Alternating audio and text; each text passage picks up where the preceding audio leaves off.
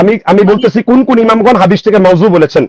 আমি প্রথমেই আপনাকে উল্লেখ করেছিলাম যে এই হাদিসের মোট যতগুলো তুরুক রয়েছে, এর 23 জন রাবি কাযযাব, 15 জন মাজহুল, 9 জন হাদিস চোর আছেন, সারিকুল হাদিস রয়েছেন। এবং কারা কারা জাল বলেছেন? ইমাম হিব্বান রাহমাতুল্লাহ আলাইহি মাজরুহিন লি ইবনে হিব্বানের 2 খণ্ডের 67 পৃষ্ঠায় তিনি হাদিসটাকে জাল বলেছেন।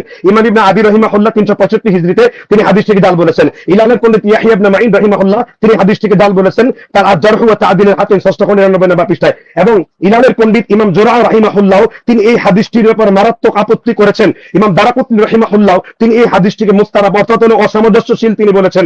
এক এক জায়গায় এক এক রকম বলা হয়, এক জায়গায় উসমানের নামে বলা হয়, আবার বলে শহর, শহরের কোনো ছাপ থাকে না, ইত্যাদি নিয়ে সেই কথাগুলো বলা হয়েছে।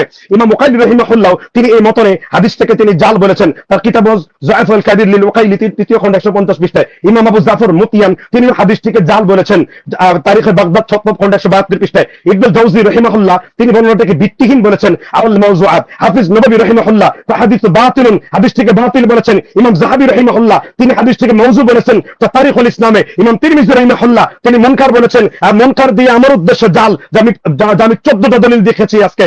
ইমাম ইবনে আসাকির রাহিমাহুল্লাহ তার তারিখে দিমাশকের 42 খণ্ডের 380 পৃষ্ঠায় তিনি হাদিসটিকে জাল বলেছেন। এছাড়া এই সনদের মধ্যে অসংখ্য রাবী মৃত্যু আমরা পূর্বেও আপনাদেরকে দেখিয়ে দিয়েছি যে কোন কোন ইমামগণ এই হাদিসটিকে জাল যায়ীফ বলেছেন, আমরা সেগুলো উল্লেখ করেছিলাম আপনাদের সামনে। আর এখন আমার কাছে ওই লিস্টটি দেন যে কোন কোন কিতাবের মধ্যে এই হাদিসটিকে জাল বলা হয়েছে।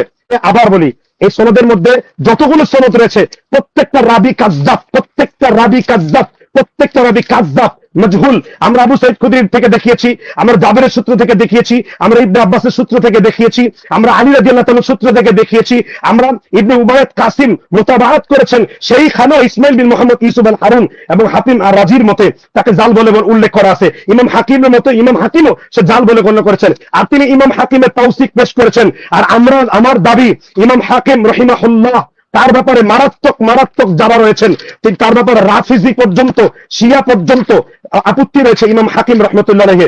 সময় যদি থাকে আমি সম্পূর্ণগুলো আমি আপনার সামনে উপস্থাপন করতে পারি ইমাম হাকিম রাহমাতুল্লাহ আলাইহির তার ব্যাপারে।